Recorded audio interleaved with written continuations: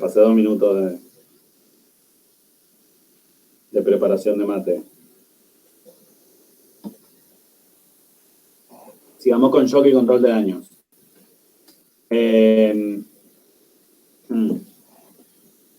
Caso clínico, ¿no? Este que habíamos visto. ¿Qué les parece que hay que hacer? A ver.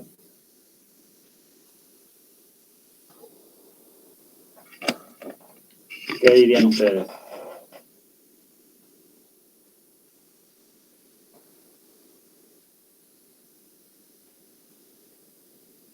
Hay que parar la hemorragia. Bien. ¿Qué más? ¿Dónde está sangrando? Seguir los pasos del ABC, ¿no? Bien, perfecto. Vean cómo aprendió Javier, ¿no? Sí. Bien, esa es como, ante la duda le dicen eso y seguro que la van a pegar. Pero ya este paciente habíamos dicho que la A estaba permeable la vía aérea, que no tenía problemas de ventilación y que el problema estaba en la C, ¿no? En la circulación, que tenía un sangrado abdominal, sobre todo. Y en el miembro inferior. Y en el miembro inferior. Entonces, Abigail, te digo Abby porque así figura en tu cuenta. Bueno, Abigail dice que hay que parar el sangrado. ¿Cómo hay que parar el sangrado en este paciente? Está chocado, se está muriendo, vamos. Presión directa. ¿No se lo lleva urgente a quirófano? Bueno, ahí dije presión directa y quirófano. ¿Quirófano para qué? Para frenar lo que es el sangrado interno en la zona del abdomen. ¿Y cómo pararías entonces en quirófano?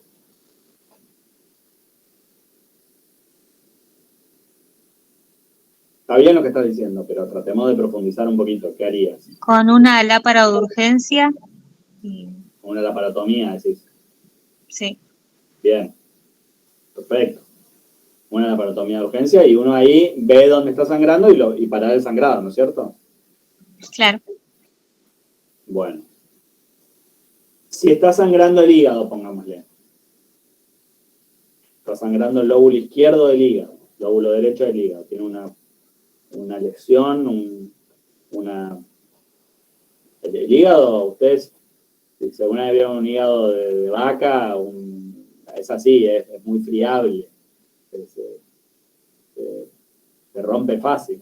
Entonces, en un trauma cerrado, como es este paciente que iba caminando,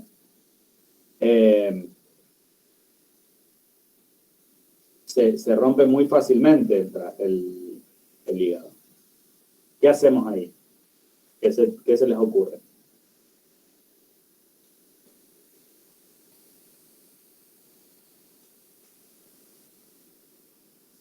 Después lo vamos a ver, pero me gustaría que ustedes piensen, a ver, ¿qué les parece? Porque esta es la... ¿Se podría hacer? Dale. ¿Se podría hacer una resección del lóbulo afectado, por ejemplo? Se podría hacer una resección del lóbulo afectado. A ver, otra opción.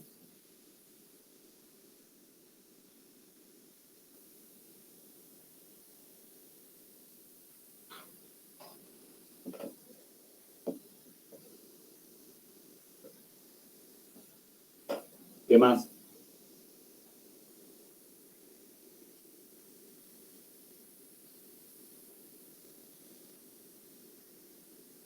Este paciente está en shock, tiene 80 de sistólica.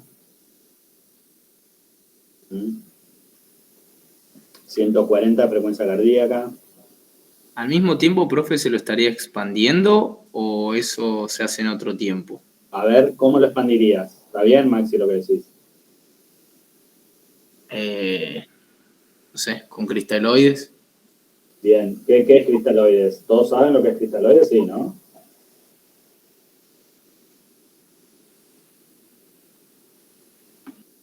Solución fisiológica y rige el lactato, básicamente, ¿no? Sí. ¿Cuál de los dos elegís? Tenés los dos. La enfermera te dice que tenés dos. ¿Qué le pongo? no sabría fundamentarlo, la verdad, pero No. Ringer lactato diría. No sé. Sí, Ringer es mejor porque causa menos acidosis. A pesar de que tiene la palabra lactato, causa menos acidosis. ¿Y qué le decís? Pasarle a chorro para levantarle la presión, digamos, ¿no? Claro, en bolo. En bolo. Entonces tenemos pasarle cristaloides en bolo y hacerle una laparotomía y una hepatectomía. ¿Estamos de acuerdo?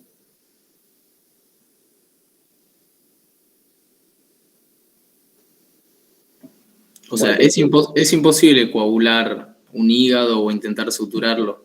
Ah, bueno, está bien. No es imposible. Puede ser. Uno puede, digamos, buscar digamos, el sitio puntual de sangrado dentro de ese paté de hígado, ponele, y tratar de suturarlo o eventualmente dar como puntos para tratar de cerrar un poco esa lesión hepática, ¿no? Entonces eso sería hemostasia sin resección. No es fácil, ¿no? Ninguna de las dos opciones es fácil, pero bueno, está sangrando el hígado.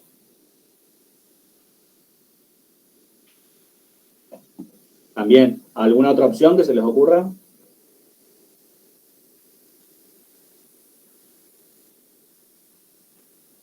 No. Bueno, sigamos entonces. Eso es lo que se hacía antes, ¿no? Lo que se hacía antes es lo que ustedes describieron. Y básicamente hay que tener en cuenta esto, que es la triada de la muerte que causa el shock, que es acidosis, coagulopatía e hipotermia. Y antes se hacía la cirugía definitiva, que es buscar el sitio de sangrado y tratar de solucionarlo, ya sea en este caso hipotético con hemostasia dirigida o con resección hepática. Y una reanimación basada en cristaloides, tratando de normalizar una tensión arterial sistólica. Lo que daba esto es mortalidad temprana por exsanguinación o mortalidad tardía por respuesta inflamatoria y falla multiorgánica.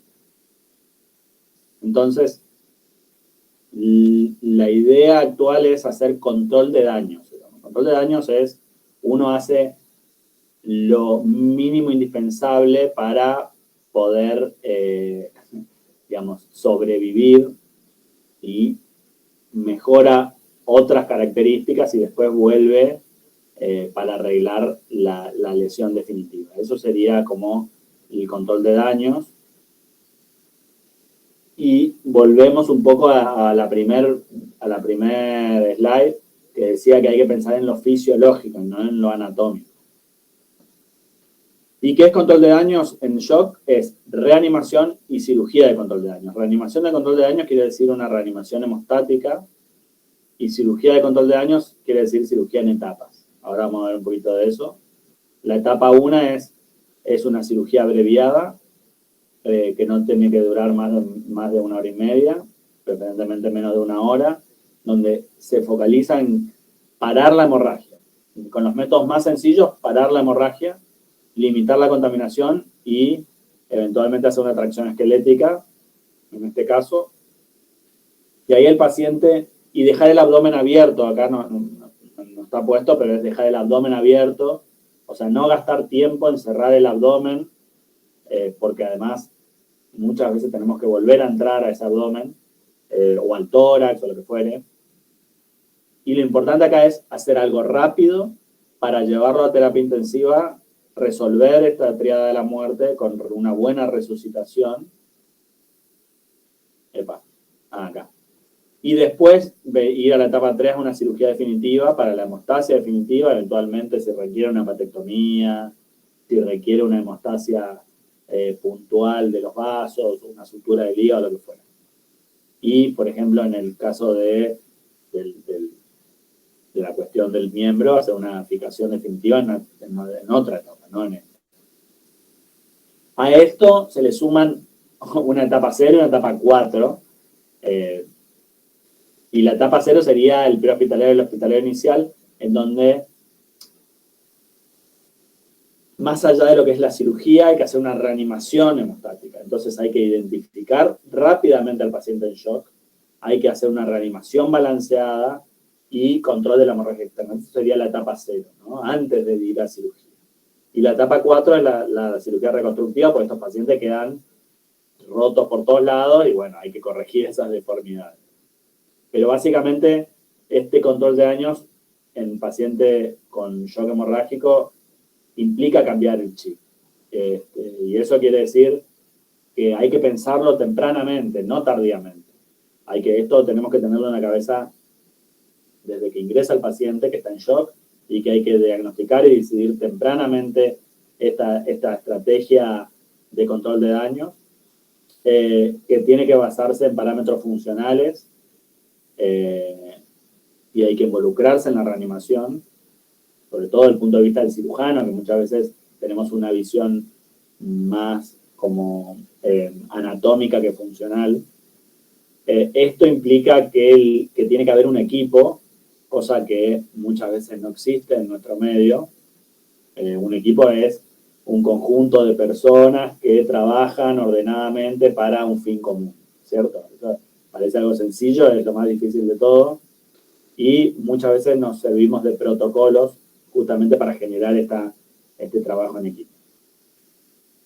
Dijimos que en la etapa 0, una de las principales cosas era identificar el paciente en shock. Y entonces tenemos estas 3 formas de identificarlo. Una es el score ABC, que es si tiene 2 o más de estas 4 variables: tensión arterial sistólica menor a 90, frecuencia cardíaca mayor a 120, un FAS positivo, un mecanismo penetrante. Fíjense que nuestro paciente tenía 3, o sea, tenía tensión arterial sistólica de 80, frecuencia cardíaca de 140 y tenía FAS positivo, o sea que este paciente ni bien ingresa, le decimos está en shock, hay que hacer una reanimación balanceada y hay que planear hacer una cirugía de control de daño.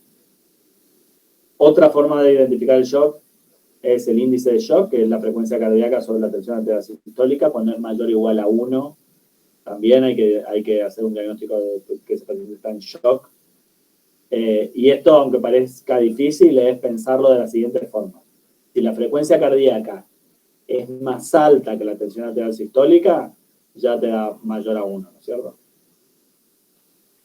Entonces, bueno, eso es el índice de shock. Y el tercero, que es lo que se usaba antes en el ATLS, que es lo que vieron ustedes en el video, en el primer video, que es aquel que no es respondedor o que es respondedor transitorio a la expansión, a un bolo de expansión, que antes se decía de 2 litros, que ahora se dice 1 litro en el ATLS, pero que claramente va a desaparecer este criterio de identificación del shock.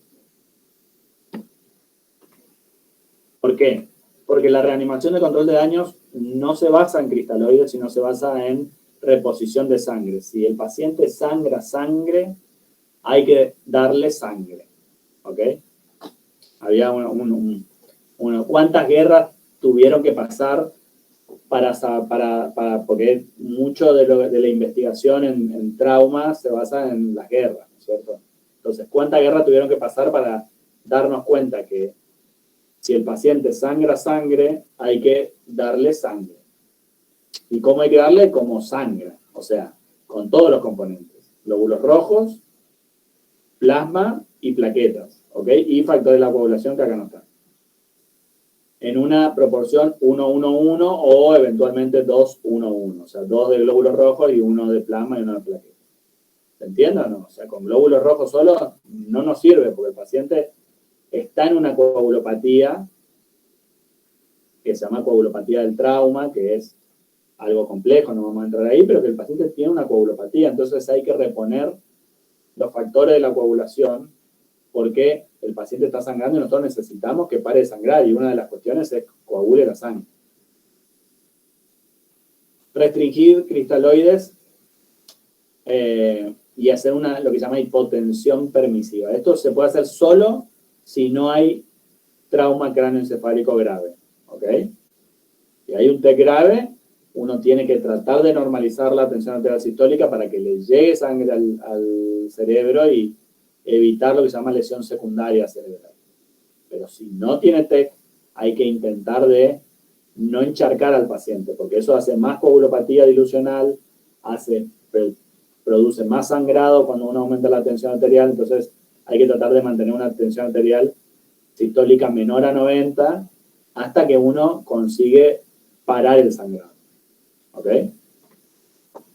El ácido tranexámico, algo un olvidado, pero que es una de las pocas cosas que ha demostrado reducir fuertemente la mortalidad en estos pacientes. Está indicado en aquellos con menos de 3 horas desde el trauma. Y tratar la hipotermia, que es el medio ambiente, o sea, prepararlo, que no esté frío el ambiente, con caloventores, hacer una exposición controlada, que los fluidos estén tibios, bueno, etc. Este es el protocolo que tenemos en el hospital, que es un poco esto que venimos hablando. Entonces, esa era la reanimación de control de daños, o reanimación balanceada, etc. Ahora, la cirugía de control de daños. ¿Cómo nos guiamos para decir, no, acá no tenemos que ir a sacarle el hígado, sino hacer una cirugía menor, controlada, para poder reanimarlo después? Bueno, ¿cuándo? Cuando hay un grado de injuria fisiológico que se mide por la hipotermia, la acidosis, la coagulopatía, el láctico, el déficit de bases. ¿Ok? Por eso, en la reanimación inicial, yo había puesto que el laboratorio con un estado de ácido base y el láctico son muy importantes para decidir sobre estos pacientes. Cuando uno lleva muchas transfusiones o reanimación, hay que decir, bueno, acá hay que parar, en verdad esto ya estamos un poco tarde. Cuando tenemos una incapacidad para controlar el sangrado en forma sencilla o hay lesiones complejas y múltiples, tenemos que decir, bueno, acá hacemos lo menos indispensable y nos vamos para terapia para volver en otro momento. Algunas técnicas de cirugía de control de daño, fíjense en el hígado, que era lo que habíamos hablado. No hay que resecar ni meterse acá, sino empaquetar, ¿no? Hacer un empaquetamiento, packing, lo que se llama, que es poner gasas arriba y abajo del hígado para comprimir esa lesión y que pare el sangrado en forma transitoria. Obviamente esto hay que después volver en un segundo tiempo. O hacer una maniobra de Pringle, esto es transitorio, pero cuando está sangrando en forma activa y el packing no es suficiente y hay que meterse al hígado, hay que hacer un clampeo de todo lo que es el pedículo hepático. Con el intestino no nos ponemos a resecar esto, ni a abocarlo, simplemente lo ligamos y lo dejamos ahí para tenerlo en una segunda instancia. O por ejemplo acá, si hay una lesión del páncreas, no nos ponemos a hacer una DPC, o si lo hacemos sin reconstrucción, en etapa. ¿Ok? El abdomen se suele dejar abierto con un sistema de vacío. ¿Ven? O sea, esto es método sándwich, se pone un plástico, gasas y drenajes, o otro plástico arriba, y estos drenajes se conectan a aspiración para que haga sistema de vacío. Esto es porque hay una incapacidad de cerrar la aponeurositis sin tensión, porque puede haber signos de síndrome compartimental abdominal, actual o futuro en la reanimación, puede haber síndrome compartimental, y además porque hay en general una necesidad de una relaparotomía en un segundo tiempo, y entonces no tiene mucho sentido abrir, cerrar, porque uno rompe los tejidos. Eso en el abdomen. En la pelvis, ¿qué hacemos? Fíjense, una forma de control de daños es, habíamos dicho que esta era una de las causas de sangrado, es colocar un empaquetamiento en la pelvis. Es una laparotomía, en verdad no es una laparotomía, es una incisión mediana infraumbilical. Se aborda el espacio extraperitoneal y se ponen pack de gasas a cada lado de la vejiga. O en el tórax, fíjense. Puede ser, si hay una lesión asfixiante, puede ser una tractotomía, que está en esta imagen. O si hay una lesión del ilio, poner un clamp en el ilio pulmonar y dejar ahí esa pinza y dejarla ahí y se va a terapia el paciente con esa pinza puesta ahí. O hacer el twist pulmonar, esta no la hice nunca, pero es bastante como fantástica, por decirlo, porque no es tan sencillo hacerlo y dicen que no da grandes resultados. la ideal es poner un clamp y volver en otro momento. O qué pasa con las lesiones vasculares. Bueno, el taponaje con sonda balón, acá hay una lesión transfixiante de hígado que se pone un balón, o en el cuello, una Foley, o un shunt vascular, si tenemos una lesión de miembros, con una lesión vascular se pone una sonda para mantener la perfusión distal, pero no se hace una reconstrucción vascular que nos llevaría un par de horas mínimo. Por supuesto que la cirugía de control de daños tiene sus complicaciones. Esto estuvo asociado desde que apareció en los 90 con un incremento desmesurado del uso, hasta un 30% de los pacientes de la laparostomía por trauma, por ejemplo. Entonces había un sobreuso en un momento, había una gran variabilidad. Muchos cirujanos la usan de más y otros la usan de menos. Y en una revisión, fíjense que muy pocos tenían una indicación de esas que habíamos dicho para usarla. Las complicaciones son infecciones, reinternaciones, reoperaciones, eventraciones gigantes y fístulas enteroatmosféricas, que es cuando el abdomen abierto queda abierto y se fistuliza, se abre el intestino a esa parte del laparostoma, se llama, que es esta ausencia de cierre del abdomen. Bueno, y la solución es protocolizar, retroalimentación, etc.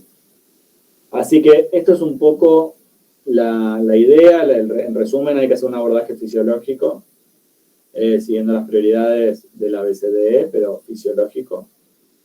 En el shock hay que hacer una reanimación balanceada y una cirugía por etapas.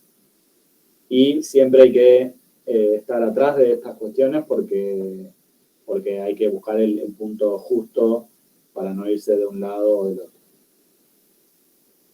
Bueno, son algunas de las bibliografías, pero básicamente está bueno que lean algo de la TLS. Estas dos, Mattox es un referente, estos dos son libros muy buenos. Esto ya tiene que ver más con cosas específicas, pero por lo menos el libro de la TLS, y está el manual del trauma de Gracia y Reilly acá en Argentina, que también es bastante completo. Así que bueno,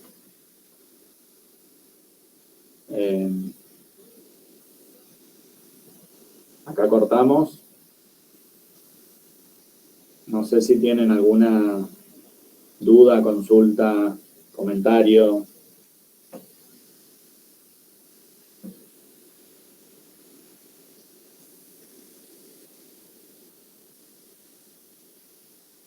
No, profe. Quedaron como un mazazo en la cabeza, ¿no? Nada, así como cosa general, el trauma es complejo, es difícil de manejar, necesita un equipo multidisciplinario.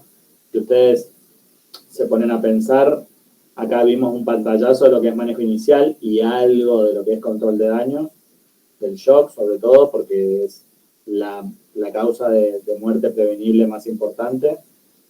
Pero después hay un mundo, ¿no? De lo que es el trauma por regiones, cómo resolver, sobre todo desde el punto de vista quirúrgico, un trauma torácico, un trauma abdominal, un trauma de cuello, la neurocirugía, el trauma. Bueno, es mucho más extenso para el tratamiento como definitivo del trauma. Pero, como dijimos antes, esta hora de oro, que es lo inicial, es lo que va, sobre todo, marcar el pronóstico del paciente. Por eso queríamos reforzar lo que es el manejo inicial. Si no hay dudas, nos vemos. vemos la próxima. Listo, profe, gracias. Gracias, profe. Hasta luego. No, nos vemos. Chao, profe. Chao, luego. chao. Gracias, profe. Ah. Chao, profe. Nos vemos.